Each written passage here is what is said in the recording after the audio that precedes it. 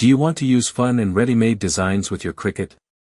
In this quick tutorial, I'll show you how to find, download, and upload an SVG file into Cricut Design Space step by step. Let's get started. Step 1.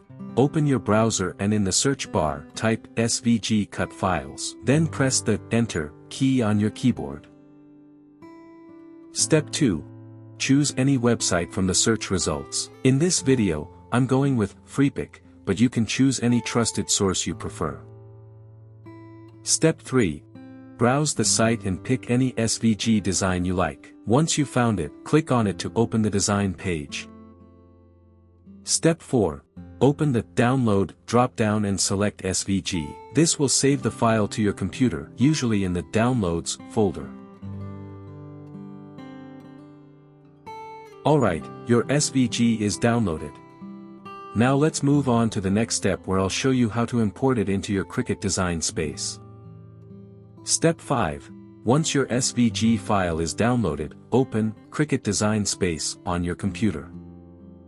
Step 6.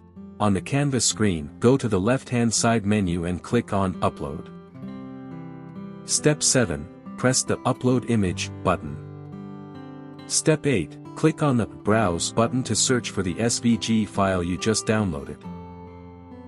Step 9. When the file window pops up, go to your Downloads folder, select your SVG file, and click on Open to upload it into Cricut Design Space. Step 10. Once the file loads, you'll see a preview. Simply click on Continue in the lower right corner. Step 11. Finally, click on the Upload button. Your SVG design is now saved in Cricut and ready to be added to your canvas. That's it. You've successfully uploaded an SVG file to Cricut Design Space.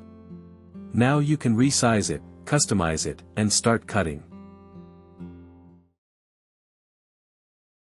If you like our content, give us a like, and if you want to learn more, you can subscribe our channel.